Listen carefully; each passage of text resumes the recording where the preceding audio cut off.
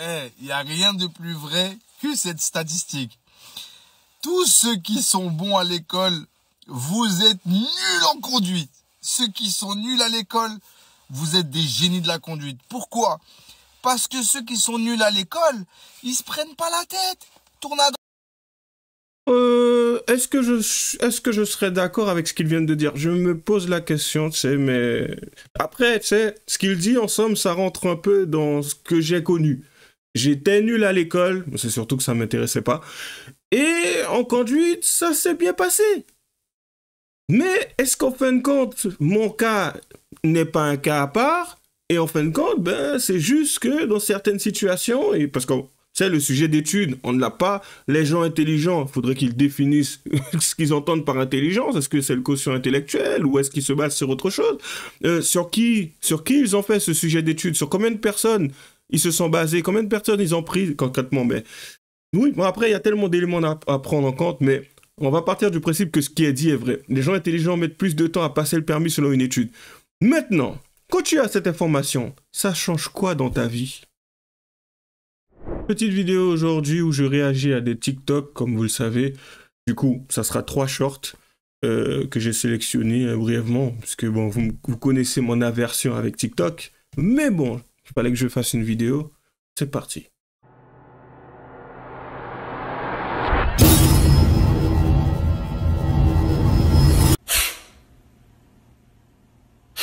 Allez, on commence tout doucement avec un petit short sur... alors, les gens intelligents mettent plus de temps à passer le permis selon une étude. D'accord. Bon, peut-être que je dois être un peu teubé. Allez, c'est parti.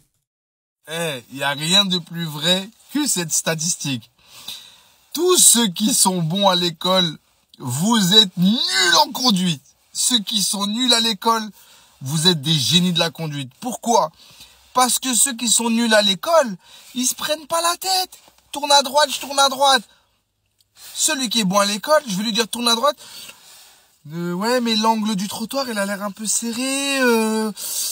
La largeur de la voiture, ça fait 2,46 m. Voilà la différence entre les deux. C'est pour ça, ceux qui sont nuls à l'école. Moi, maintenant, quand j'ai un élève, il monte dans la voiture, je lui dis, est-ce que t'es bon à l'école ou pas? Il me dit non. Il me dit oui. Voilà. Dites-moi en commentaire si c'est pour votre cas la vérité ou pas. Vous avez le droit de dire que vous êtes nul à l'école, vous êtes bon à l'école et nul en conduite. Hein. Mais cette statistique, elle est trop réelle. Je vous jure qu'il n'y a pas plus vrai que celle-ci. Vraiment. Perso, je sais pas si c'est vrai ou si c'est faux. En tout cas, moi, je peux dire, ouais, j'étais nul à l'école. Pour le permis, ça a été assez simple. Le code, je l'ai eu en une fois, et c'était 40 sur 40. Bon, voilà. Le permis, je l'ai passé, j'ai eu la deuxième fois. Bon, voilà. Il n'y a pas eu à sourciller. La première fois, j'étais stressé. La deuxième fois, j'étais détendu. En fait, je partais du principe que j'allais le rater. Et je l'ai eu. À savoir pourquoi. Le premier, j'étais stressé. Dans ma tête, je me disais, t'imagines, je l'ai pas. Et ça s'est mal passé. Donc voilà. Du coup, est-ce que je me prenais la tête lorsque je l'ai eu? Bah non, effectivement. Je dirais, ouais, peut-être que c'est une statistique qui se tient, puisque ben, la personne intelligente en soi, enfin, bien sûr, si c'est basé sur le quotient intellectuel, parce qu'en fait, quand les gens intelligents, ok, intelligents, c'est-à-dire, ils sont intelligents dans le sens où ils se prennent la tête, parce qu'on associe l'intelligence à l'école, déjà à prendre en compte. Après, il y a aussi autre chose, c'est un petit facteur en plus, c'est que on associe aussi les jeux vidéo, certains jeux de vidéo à je dirais, je crois que c'est à la prise de décision. C'est qu'un enfant qui joue à certains jeux vidéo peut avoir une facilité pour ce qui est de la prise de décision. Le choix se fait assez rapidement. Par contre, celui qui ne joue pas beaucoup, bon, en général, ça prend un peu 4, 5, 500 ans pour pouvoir savoir concrètement si c'est une bonne idée de tourner à gauche ou pas. Enfin, le but étant de prendre en compte les différents éléments que tu connais, et en fonction des éléments que tu as cochés dans ta tête, tu te dis, bon, ok, ça, je peux le faire. Donc après, bon, de toute façon, ça, c'est l'apprentissage. Au début, c'est des mécanismes que tu mets en place. C'était presque comme un robot, mais après, ça finit par se transformer et ça devient un automatisme. Voilà.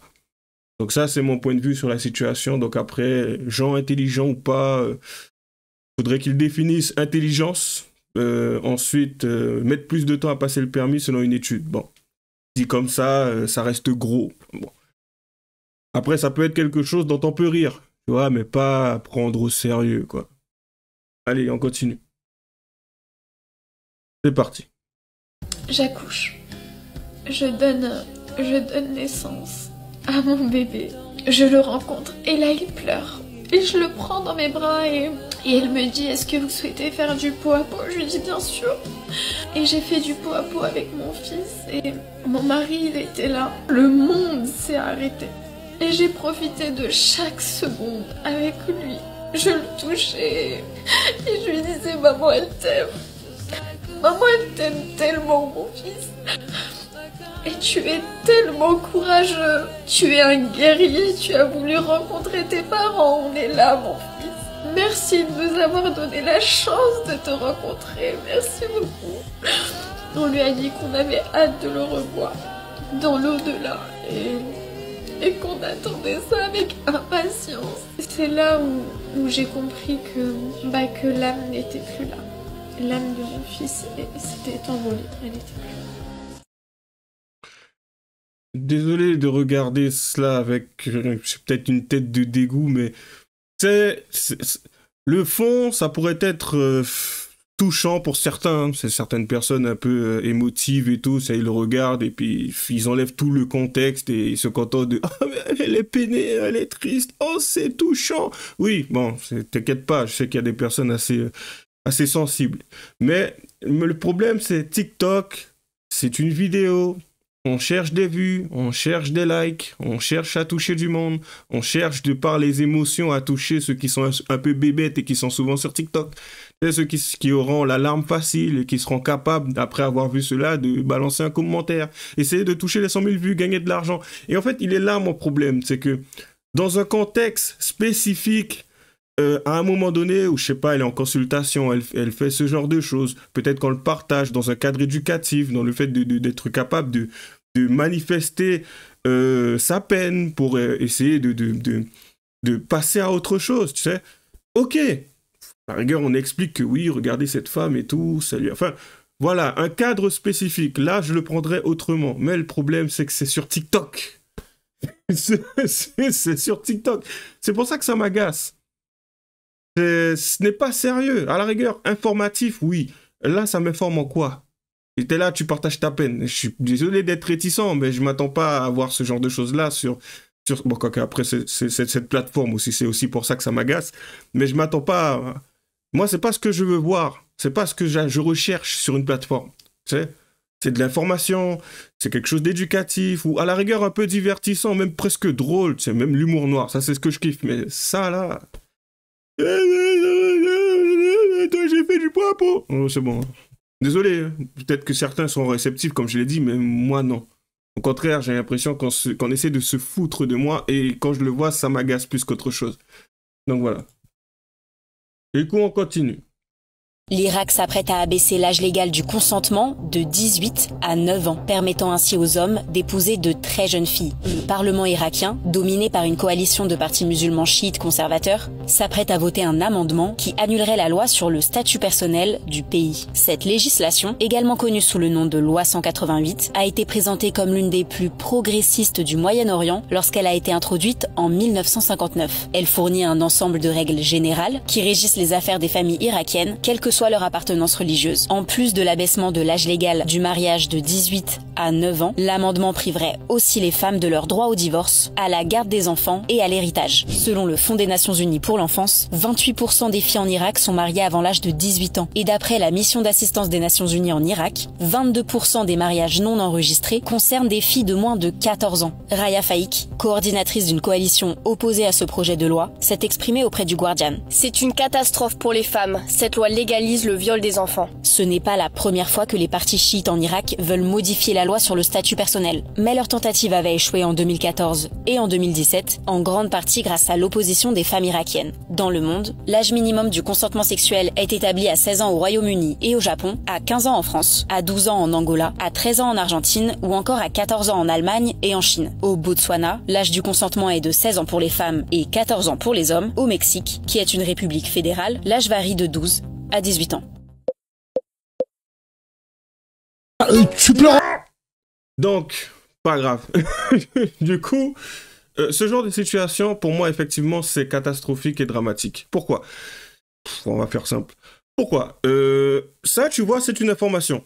Ça a une utilité. Ça, c'est intéressant. Ça, à la rigueur, tu verses une larme dessus, je te comprendrai totalement, je partagerai même ta peine.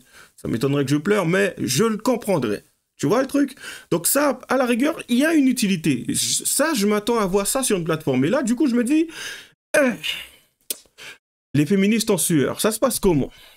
Au lieu de s'intéresser pour certaines à être radicales et tout, oui, on veut faire comme les hommes, on voudrait se laisser pousser les aisselles, oui, il n'y a pas assez de poils sous les bras, tu sais, c'est quelque chose dont on a besoin, que l'on recherche, et du coup, on a quand même une problématique à Paris, en métropole, c'est que, en fait, nous ne sommes pas appréciés à notre juste valeur. Tu sais, on peut pas se laisser pousser les poils et en même temps avoir une demande en mariage d'un mec capable.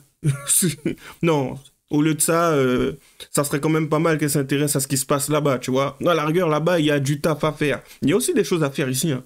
Mais si c'est pour nous balancer des trucs à 2 balles, parce qu'à un moment donné, tu manques de créativité et que ce qui est revendiqué ici et qui a du sens ne t'intéresse pas, va là-bas. Là-bas, il se passe des trucs hardcore, regarde. Les mariages, le viol, enfin, à un moment donné, enfin, voilà, quoi. T'as tout pour toi, là. Là, tu peux pas manquer de créativité. Paris va s'effondrer. Du coup, comme d'habitude, lâchez les j'aime pas, les commentaires. Les liens sont dans la description. Bonne chance à nous. À la prochaine.